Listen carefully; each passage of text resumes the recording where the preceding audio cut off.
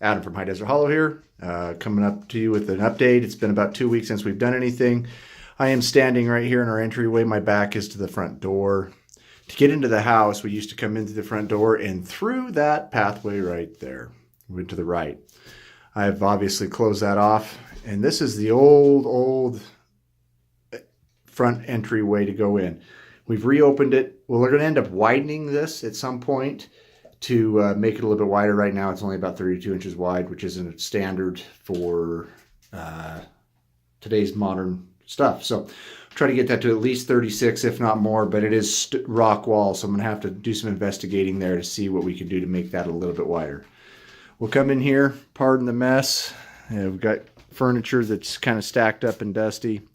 As you come in, you're going to turn, and this is what I've been working on.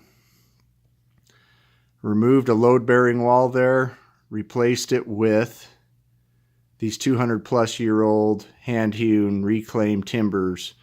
Came out of some barn somewhere or something. I'm not sure the history behind them.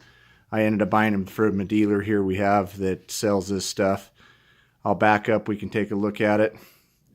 If you remember right, that was just a single little double doorway through that wall, and it went into this other room.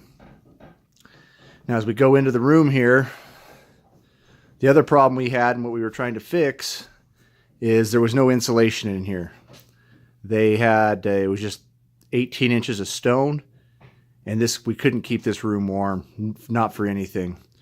So what I have done, and I've shown in previous videos, is I furred everything out with 2x4s. Ran all new wiring. As you can see, we've got some new lighting in here, spot for a ceiling fan, all new updated outlet boxes down here, all the way around. We've got 2 on each wall, all good Romex wire. But the next thing we did, and I'll get kind of a little bit closer here, is up against that stone wall in between the stud space, I sealed everything up with a polyurethane foam insulation. Got that about 1 inch thick all the way throughout the whole room to seal everything, vapor barriered up, and stop that cold transfer immediately. And then after that, we came back through, and I filled the rest of the stud space up with R13 fiberglass insulation. Hopefully being able to stop that cold transfer, maintain the heat in this room, or the cool, depending on the time of year. We'll come back around. Here's another look at that that beam I built. You can kind of see where it replaced on the floor joist there, where the load-bearing wall came in. That's all supported now. These are old beams. They were solid though. I don't have any concerns, and they're considerably bigger than what I feel is necessary to count as a load-bearing wall here.